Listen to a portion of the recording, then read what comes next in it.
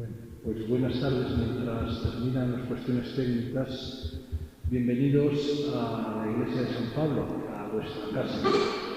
Esta tarde vamos a presentar el libro sobre la vida y obra del Padre Gago, La voz que aún resuena. Un título muy sugestivo porque su voz, esa voz radiofónica que muchos de vosotros conocisteis, incluso personalmente, pues sigue resonando entre nosotros. Nos acompañan los autores del libro. A mi derecha está el Padre José Antonio Solórzano, un poco más a la otra derecha, no a la ultraderecha, está el Padre Salus Mateo. Son los dos autores de este libro que son los que mejor van a hablar y mejor van a presentarnos esta obra que podrán ustedes adquirir al final de este acto. Generalmente nosotros cada vez que iniciamos algún encuentro hacemos una pequeña oración. ¿Se oye bien? Sí. Una pequeña oración un poco para situarnos, para bajar el ánimo. En definitiva es para subir el espíritu y como no la tenemos en la pantalla, la voy a rezar yo tan solo. Al iniciar este encuentro vespertino, toma, Señor, nuestra vida, con ella te alabamos. Al alba y a la tarde se asoma nuestra oración para pedirte que tus ojos le presten a nuestros ojos su visión. No dejes que, según avancen los días, nuestros pasos se extravíen. No nos dejes caer en tu olvido. No permitas que desconfiemos de ti y de tu amor para con nosotros. Que el recuerdo del Padre Gago nos inspire a vivir tu palabra, que es Jesús, con la autenticidad que Él la vivió. Juntos decimos gloria al Padre, al Hijo y al Espíritu Santo, como era en el principio, ahora y siempre, por los siglos de los siglos. Amén. El Padre Gago, en distintas etapas de su vida, fiel hijo de Santo Domingo de Guzmán. De una u otra forma, los hijos casi siempre se parecen a sus padres. Conocía a Fray Martín como si hubiera estado con él toda la vida en Lima, sabemos bien. El Padre Gago de novicio en Palencia, junto a San Martín de Porres, en ese icono. Con Fray Juan Macías, San Juan Macías, también hizo muy buenas migas. Ya siendo novicio en Palencia, apuntaba maneras de buen fraile. Os lo digo yo, Domingo de Guzmán, que tengo buen ojo para ver lo que otros no ven. Dejaba que le entrevistasen porque sabía bien lo importante que es dejar hablar al otro y escucharlo. Había hecho tantas entrevistas, siempre atento a lo que el otro decía. Sabía escuchar, preguntar con delicadeza, educado, elegante, sincero. A nadie hería con sus palabras o gestos oportunos. Es Santo Domingo casi el que habla y el que nos vuelve a repetir a nosotros qué voz la suya, qué dicción y qué cosas tan bonitas decía. Qué bien escribía, qué bien entonaba. La mirada directa, serena, profunda, reflejo de un espíritu diáfano. José Luis se enseñaba a ver. No descansó un instante, hasta en su celda grababa. Uno de sus textos dice: el olvido, dice el poeta, ese poeta del que él se refiere es Khalil Gibran, es una forma de libertad, pero el olvido que libera es el olvido de las injurias, el olvido de los desprecios, el olvido de las humillaciones. Arranca de tu alma los malos recuerdos y habrás alcanzado la paz interior y la libertad de tus sentimientos. El contenido de sus libros no es producto de una elucubración intelectual o un amasijo de ideas, producto artificial al fin y al cabo. expresan una forma de vivir que Fray José Luis plasma en sus escritos bellamente.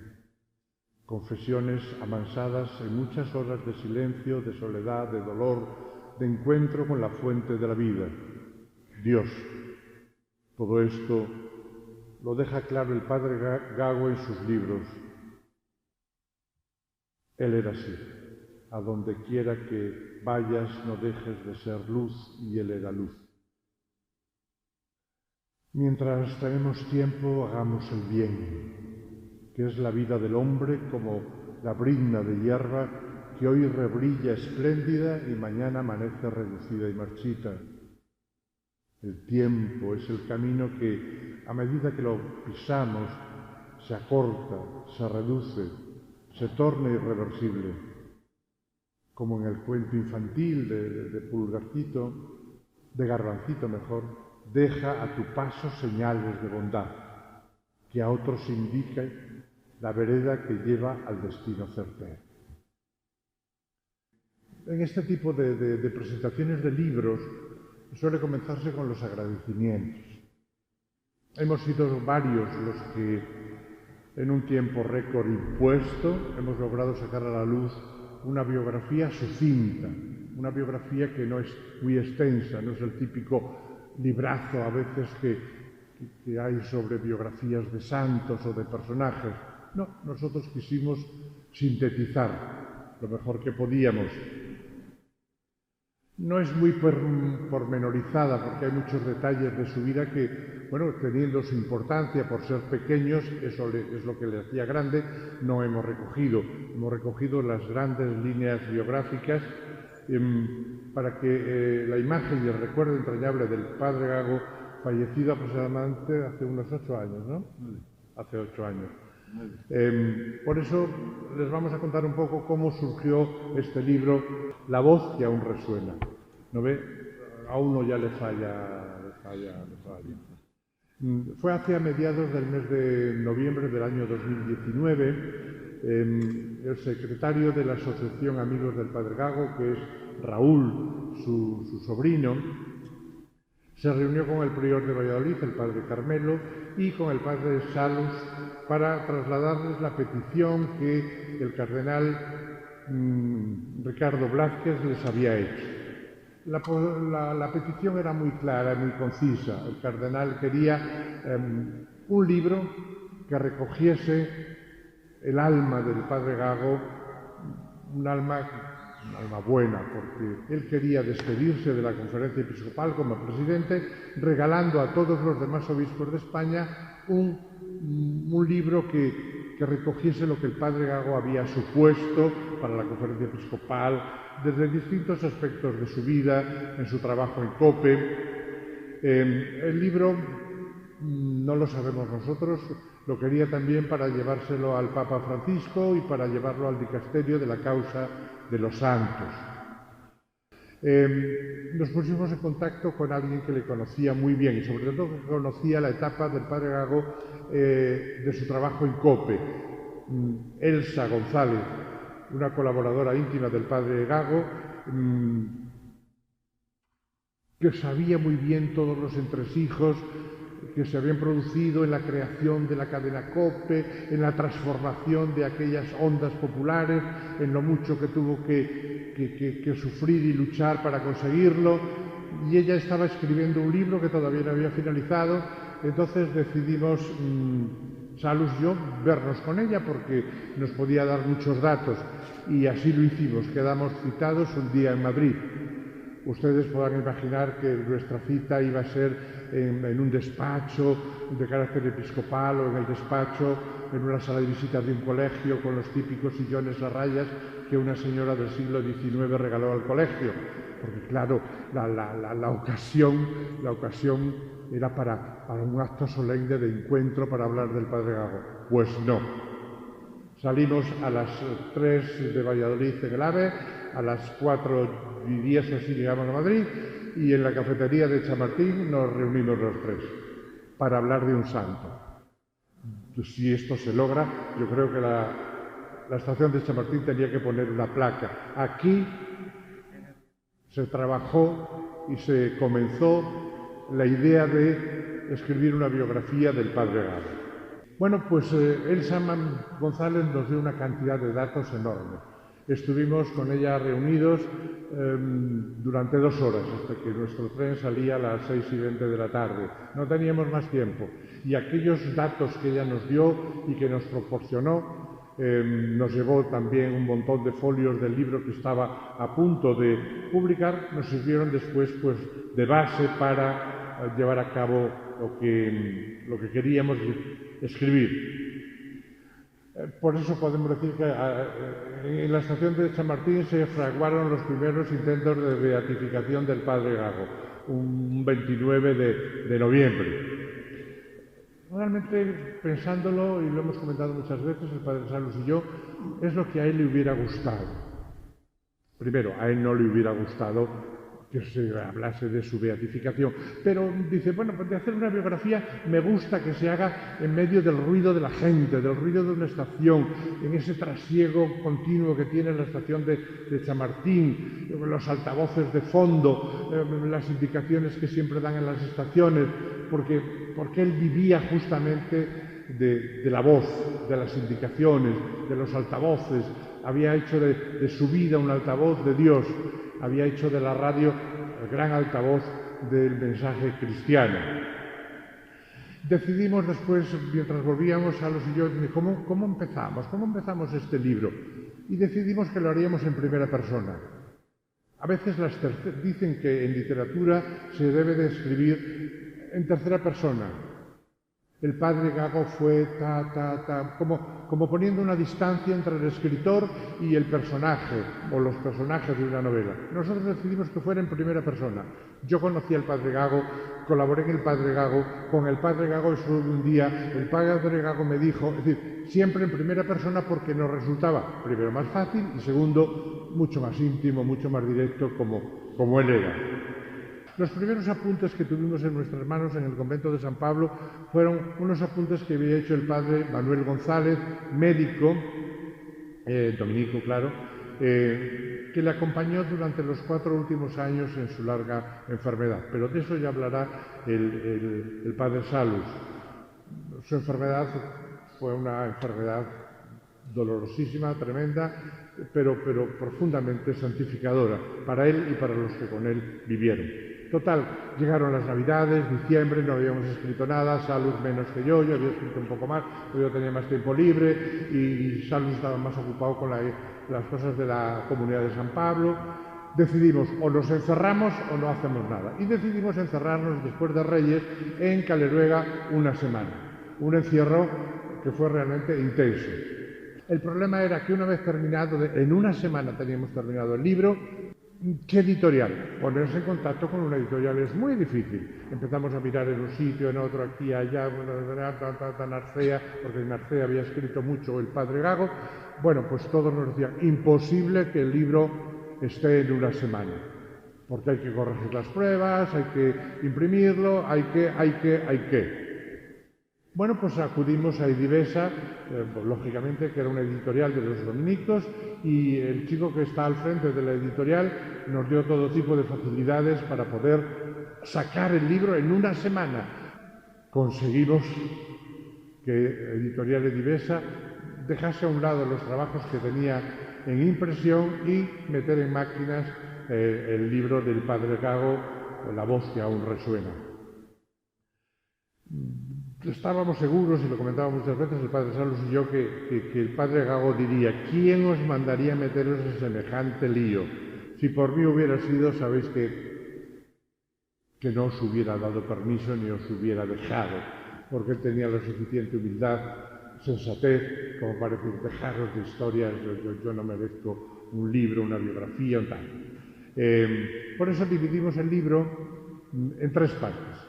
La parte puramente biográfica de las etapas distintas de su vida, desde, digamos, la primera comunión en Palencia hasta la ordenación en Salamanca, y después la parte profesional en Cope, en Pamplona, en Valladolid, en los distintos lugares, y después, por último, la parte religioso-sacerdotal, que era realmente una parte fundamental, porque el padre Gago se sentía ante todo apóstol, sacerdote, dominico, bueno, un hombre con una capacidad de trabajo sacerdotal inmensa. Bueno, ¿qué características encontrábamos nosotros en los escritos del Padre Gago, en sus libros, en sus miniaturas, en todo lo que íbamos encontrando, lo que decían muchos de los testigos que podíamos leer, pero que no podíamos citar porque nos habían pedido que no citáramos a personas que habían testificado sobre el Padre Gago? La primera de todas en el Padre Gago está la naturalidad. Una naturalidad profunda y llena de humanidad. Yo creo que esto es algo claro. En todas las personas que lo trataron era lo primero que percibían. Era un hombre natural, directo, sencillo, cálido, con una humanidad tremenda. Era un hombre que creía realmente, no solo en Dios, sino que creía en la capacidad de perfeccionamiento de las personas, eso que nosotros llamamos la santidad. Bueno, porque muchas virtudes y muchos valores son las que te llevan a ser un hombre de Dios, un hombre evangélico. El Padre Gago era un hombre de fe profundísima, sin titubeos, de una capacidad de servicio y disponibilidad para todo. Lo saben muy bien las religiosas, lo saben gentes de Jaén, lo saben gentes de 1000 sitios, lo saben todos los trabajadores de la COPE que lo adoraban, sabiendo lo que él tenía que lidiar, porque lidiar con los miuras de la COPE, a los cuales él mismo había contratado, porque eran primeras figuras en otras cadenas radiofónicas de España, pero había los típicos celos. Imagínense cómo era Encarna Sánchez, era mucha Encarna, y pelear con Encarna, pues había que saber torear muy bien. Luis del Olmo, lo que se suponía lidiar con Carlos Herrera, es decir, estos personajes que él había contratado y que poco a poco los fue situando en su sitio porque él sabía manejarlos muy bien y que encontraran su hueco en la COPE hasta llegar a convertirla en la cadena de radiodifusión española con un claro matiz cristiano, porque eso él lo tenía muy claro. Aquí no estamos para hacer publicidad de hamburguesas ni de otras historias, sino estamos para proclamar la verdad y difundir la verdad, y eso es fundamental en todo su mensaje. Por eso decimos siempre que cuando escribimos el libro no nos resultó demasiado difícil. De verdad, nos resultó fácil porque teníamos un material tan...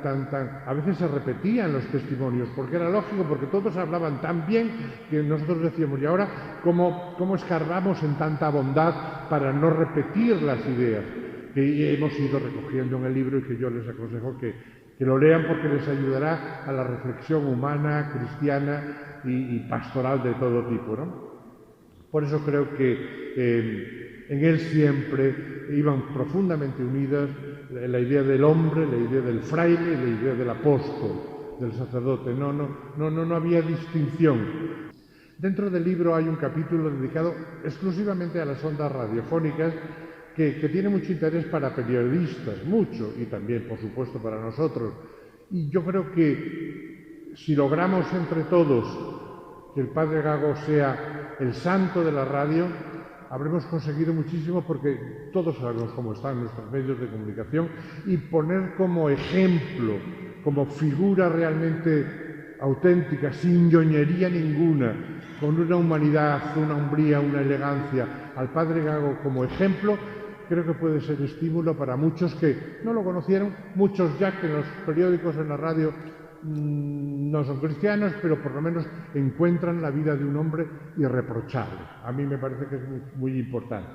Y después hay una parte en el libro que son las pinceladas religiosas sacerdotales, que son las fundamentales, y ahí el padre Salus pues tiene una parte importante porque él vivió unos cuantos años con él en San Pablo de Valladolid.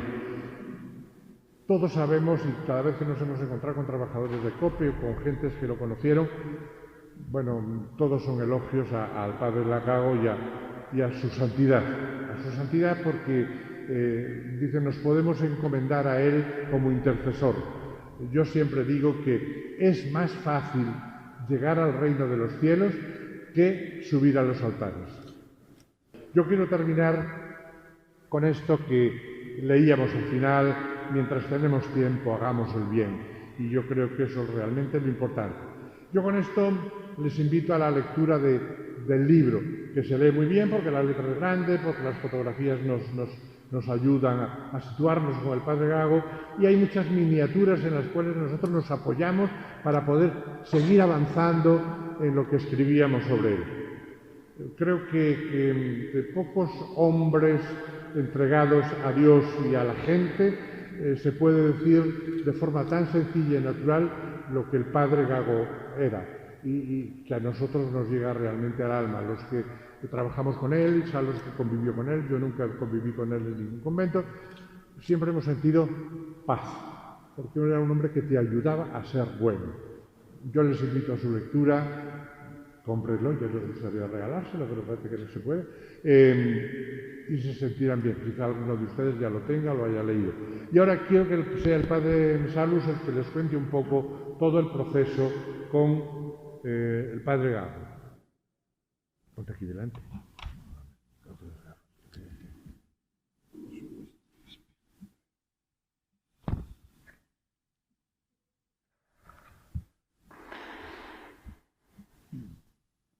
Bueno, pues buenas tardes.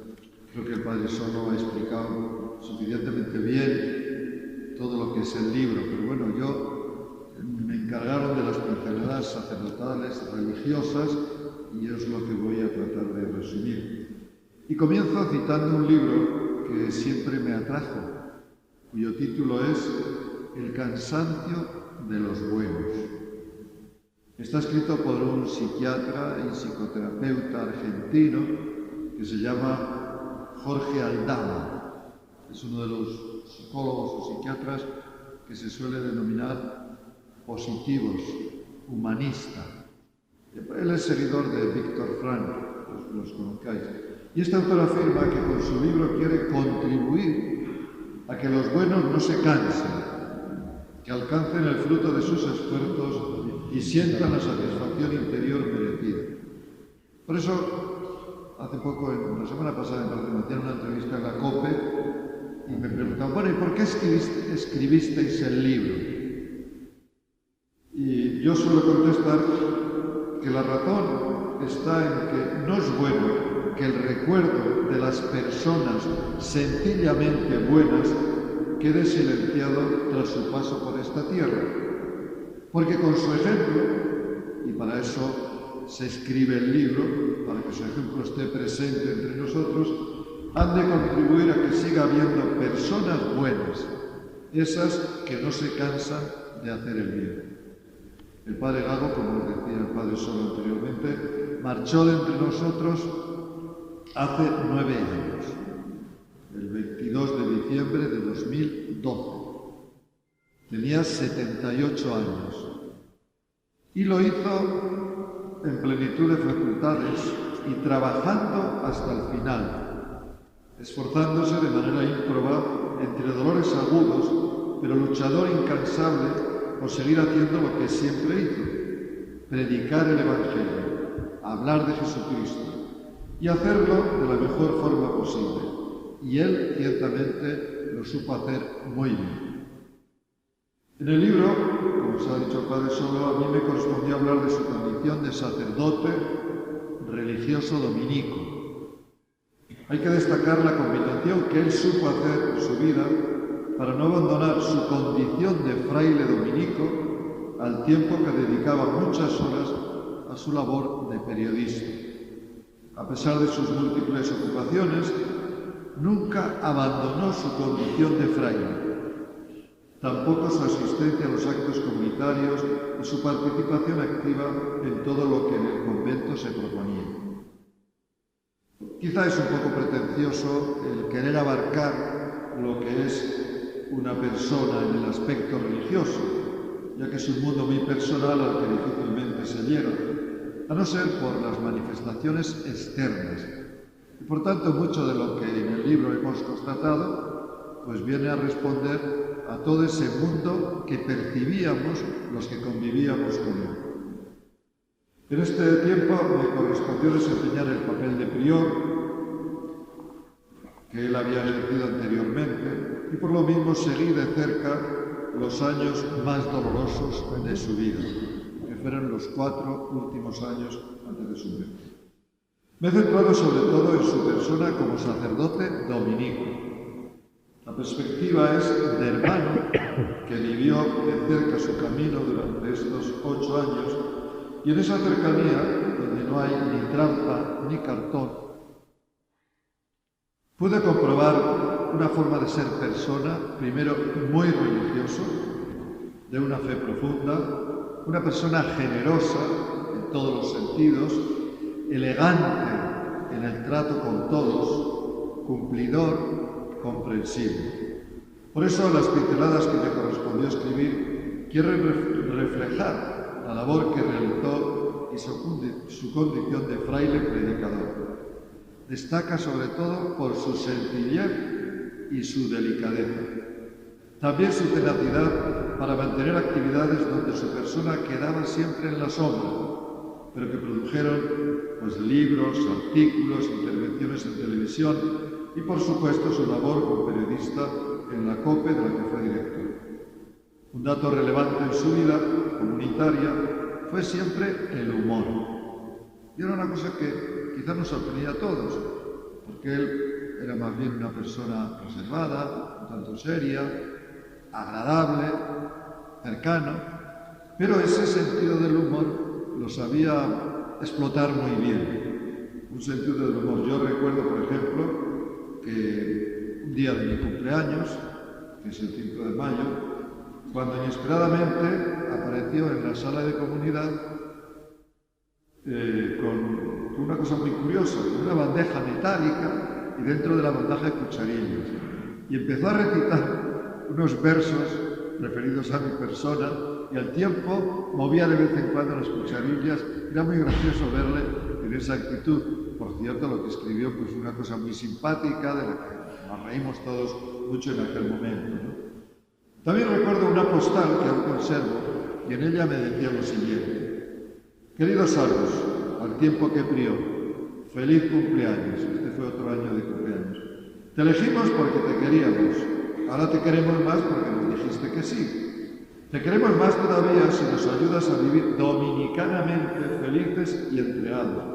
Por nuestra parte, procuraremos mantener el cupo de sinsabores no más allá del IPC. Era su forma, digamos, humorística de dar a la vida ese aspecto que necesitamos todos para de vez en cuando dejar la seriedad y todo lo que nos ocupa para reírnos con las originalidades que tenía. A mí quizá lo que más me sorprendió fue sin duda el proceso de su enfermedad. Fueron 4 años envueltos en la incertidumbre, sobre todo al principio. Él sentía unos dolores fuertes en la espalda y, lógico, fuimos a un traumatólogo. El traumatólogo le mandó unos ejercicios y el pobre, cuando volvía a casa, decía: estoy peor que cuando fui. ¿Para qué tengo que hacer estos ejercicios? Yo le decía: mira, José Luis, habrá que hacerlos porque el traumatólogo es el que sabe. Pero los dolores seguían y persistían. El desconcierto de toda la comunidad fue cuando, tras una analítica, después de esperar 8 días en la incertidumbre a ver qué resultaba, se detectó que tenía un mieloma múltiple, es decir, un cáncer. Desde ese momento, descubrir el mieloma supuso un largo trecho donde el dolor se fue haciendo cada vez más intenso y donde su paciencia y resignación, y esto hay que destacarlo, no exenta de humor en algunas ocasiones, algo que dejó patente la calidad humana y religiosa del Padre Galo. En esos momentos donde precisaba de la ayuda de los demás, siempre pedía disculpas cuando nos pedía un favor. Yo recuerdo varias veces que, tuve que hacer alguna cosa allí con él y me decía: ¿cuánta lata os estoy dando? Pero bueno, José Luis, ¿qué lata? ¿Tú no lo harías por mí? Dice: de 1000 amores. Bueno, yo también lo hago contigo de 1000 amores. Pero siempre con ese tono de disculpa, de pena por tener que estar ocupados precisamente atendiéndole a él, cosa que nosotros hacíamos igual que lo hizo su familia, su hermana Margarita, mis sobrinos y el hermano Alberto, pues todos estuvimos muy en torno a él porque, sabiendo que la enfermedad era ya definitiva, quisimos que siempre estuviera acompañado y que sintiera el cariño de todos. Los últimos meses fueron para él una prueba durísima y ahí manifestó la grandeza de su alma. Lo vivió con resignación. No recuerdo haberlo oído quejarse y tan solo se percibía el dolor a través de los gestos que reflejaban el sufrimiento que tenía. Quizá tenía muy presente parte de una miniatura que dice: ¿por qué vivir en un puro lamento? ¿A qué conduce el gemido y la protesta? Nada resuelven. Agrandan la tristeza que es fruto del inconformismo y de la impaciencia. Bien, su enfermedad fueron días, sobre todo al final, de prueba constante. Y en medio de todas esas pruebas sabía resistir las acometidas del cáncer. El último año, de 2012, fue un constante ir y venir del hospital. No puedo olvidar un momento importante en que tras la visita del médico, del nefrólogo, insinuando que había que someterle a diálisis, quiso transmitirnos su decisión. Y fue un momento muy duro, porque invitó a los que estábamos allí que nos quedáramos solos, pues, su hermana Margarita, un sobrino médico, otro fraile y yo. Y en ese momento en que había que decidir lo de la diálisis, él nos confesó con pena, dice: no voy a someterme a la diálisis. Posiblemente habrá gente más necesitada que yo. Y fue un modo de, digamos, de confesar que asumía la muerte. Lógicamente, en ese momento tan difícil, tan duro, pues hubo lágrimas y abundantes, empezando por él mismo. Yo creo que aceptar que uno está ya camino, digamos, de la meta definitiva, pues es un momento muy duro, y él lo vivió pues con esa serenidad que él tenía, pero sintiendo al mismo tiempo pues dejarnos a todos. Yo lo recuerdo como una persona reflexiva, prudente, amable, deseoso de seguir hasta el final predicando el Evangelio, y sus escritos son un reflejo claro de lo que él era. Son escritos concisos, breves, pero enjundiosos. Bautizó algunos de ellos con el adjetivo de mini-homilías, miniaturas del Ángelus, y esos títulos escondían una reflexión sobre los acontecimientos del día a día. En ellos quedaba constancia de los valores que quería transmitir, nunca dulzones ni facilones, sí realistas y además ilusionantes. Cuando uno los observa, se da cuenta que detrás de todas esas reflexiones hay horas de reflexión, de estar al tanto de lo que está pasando, de estar tomando el pulso a lo que ocurre, pero sobre todo que es algo que deja patente su propio modo de entender la vida. Una buena tesis sería andar en esas miniaturas e ir descubriendo lo que subyace en los contenidos. Cualquiera de esas miniaturas se percibe como injundiosas, prácticas, equilibradas, humanas. Este último aspecto, la humanidad, es algo que hay que destacar tanto en sus escritos como en su trato. Creo que es lo que justifica el objetivo del libro.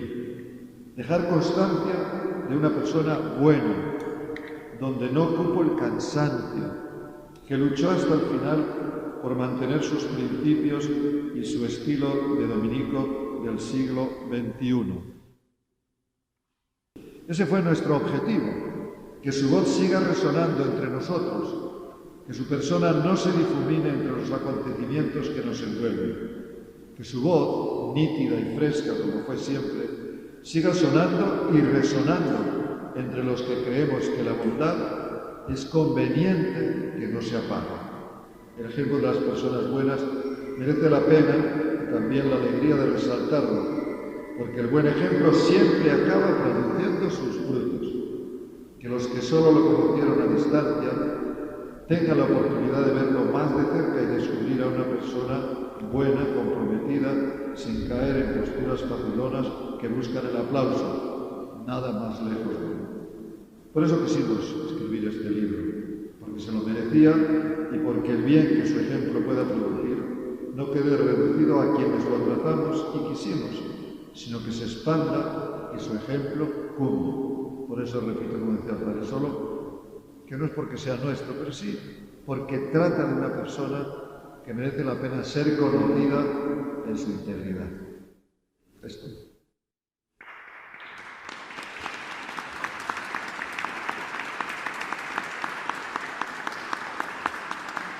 Gracias. Y somos muchos en toda España los que estamos clamando para que el Padre Gago sea el hombre que dejó la palabra del Evangelio a una altura tremenda, con su palabra cálida y sencilla. Bien, si les parece, para terminar, vamos a casi orar con este texto, con esta estampa verde esperanza, con la esperanza de que el Padre Gago pronto llegue a los altares a pesar de las dificultades eclesiales. Dificultades lógicas porque la Iglesia no quiere dar pasos en falso y quiere que la santidad esté probada. Sabemos que el Padre Gago ya lo es ante Dios y ante nosotros que estamos aquí. Por eso juntos vamos a leer, si lo ven bien, que supongo que no. A los que aman a Dios, todos les sirve para bien. La adversidad y el gozo, la contrariedad y la alegría, la enfermedad y la vida. No son las circunstancias las que esculpen la talla del hombre y su estatura. Es la certeza, el sentido y la razón que infundimos a cuanto nos sucede. Quien ama a Dios humilde y confiadamente ve su mano trazándose el destino entre los garabatos desmañados de los sucesos que ocurren cada día. Me parece que es un texto muy bello y el Padre Luis Miguel pues pondrá a la entrada de la Iglesia de San Pablo pues estampas para que los fieles que quieran servirse de ella para la reflexión pues puedan disponer. Gracias, de verdad, en nombre de los dominicos de la Comunidad de San Pablo, gracias a ellos que nos han dado esta posibilidad que tenía que haber sido en el mes de marzo del año pasado, pero las circunstancias fueron las que fueron, pero nunca es tarde si la dicha es buena, y en este caso es la dicha de la santidad del Padre, más bien hay que decir ya de San José Luis Gago, ruega por nosotros. Buenas noches, gracias.